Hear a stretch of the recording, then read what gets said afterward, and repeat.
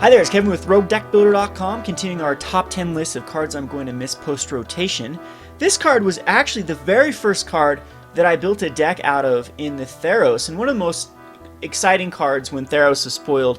Really wanted to build a deck around it. At the time, one of my favorite cards in the last, it was actually my top card from 2014 from rotation back then, was Hidden Strings, and this card was just perfectly positioned with this heroic guy. I've always liked the heroic mechanic as soon as it was spoiled. Unfortunately, I think it's been outclassed now by the now evergreen mechanic being prowess.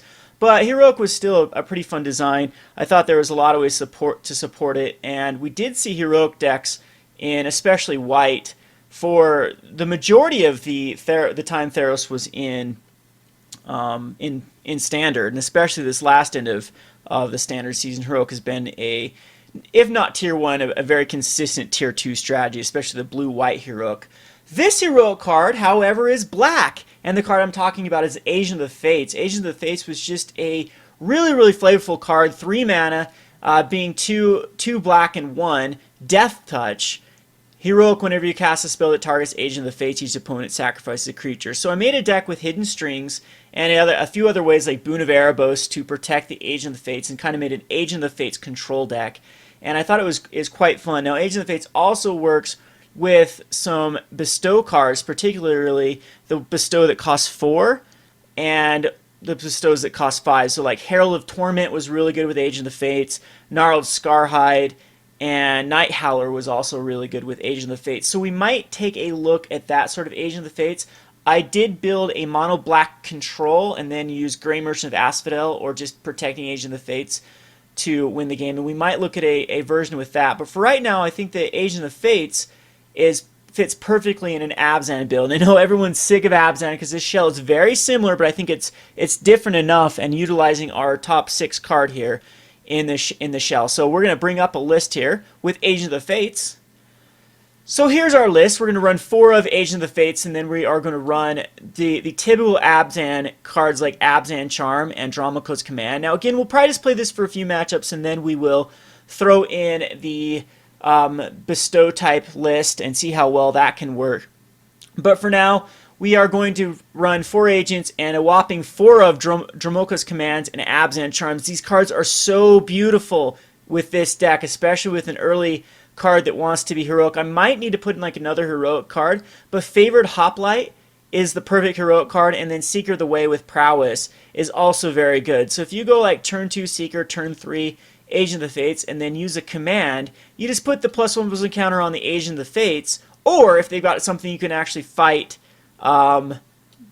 It's kind of weird with Agent because they sacrifice then. So you put a +1 counter on it, and then you decide where to fight. So usually they'll just sacrifice what you fight.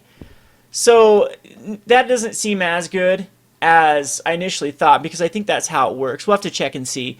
But if you could just if target player sacks an enchantment and put a +1 counter on, Agent of the Fates is huge.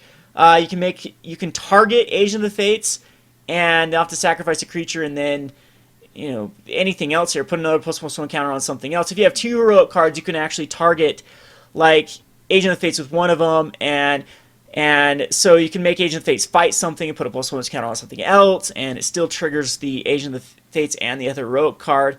So, and then Abzan Charm is also really good because you can distribute 2 +1 counters among 1 or 2 target creatures. So if you have 2 heroic creatures out, 2 agents out, an Abzan Charm can make them sacrifice 2 creatures.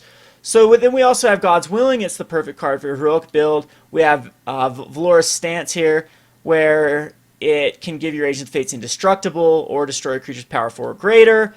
We have the Mentor to get value. So kind of we have 7 prowess and 8 heroic creatures. And then if you're running Abzan, you have to run Siege Rhino. It's just that good. And in this deck, it's no exception. We're going to run in there. And we're going to run a 1 of Anafenza in here as well, just to round it out. I'm thinking maybe another Monastery Mentor over Anafenza, but I just wanted to mix things up a little bit.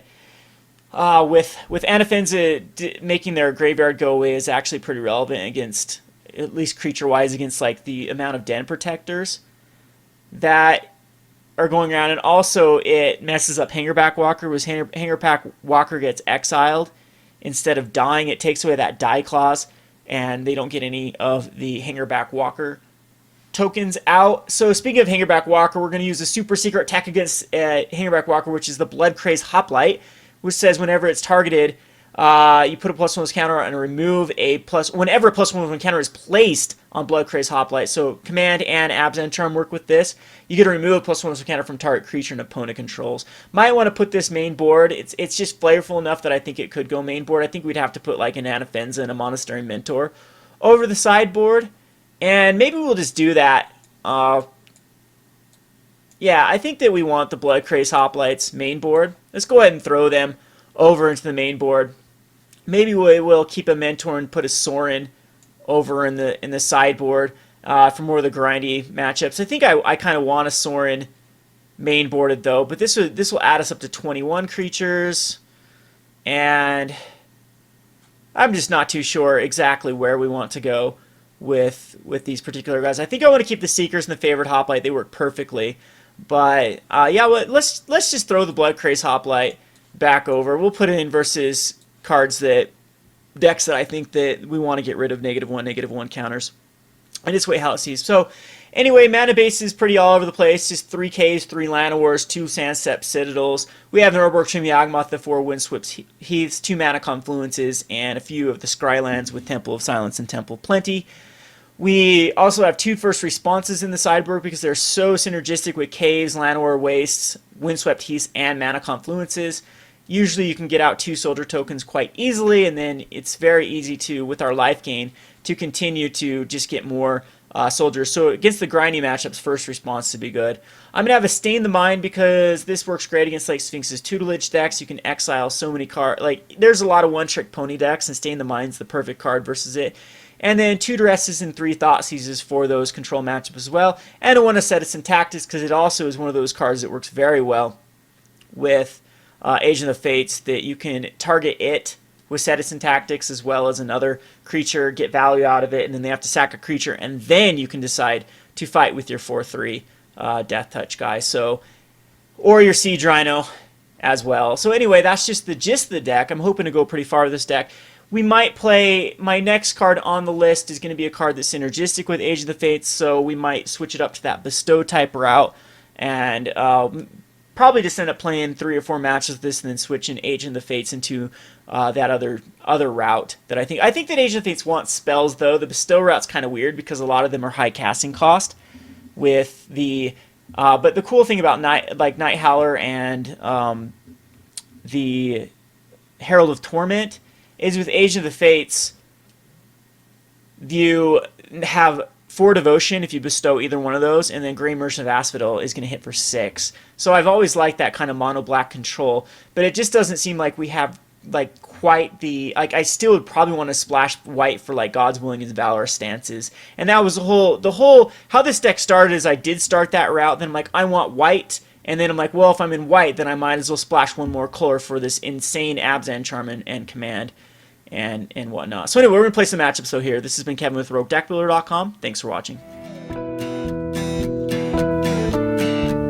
Thanks for watching Rogue Deck Builder. If you'd like to support Rogue Deck Builder, I highly encourage buying a playmat by clicking the link to your left. Also, if you enjoyed these top 10 videos, click on the top 10 icon to see the full playlist. Also, be sure to like, comment, and subscribe. Thanks for watching.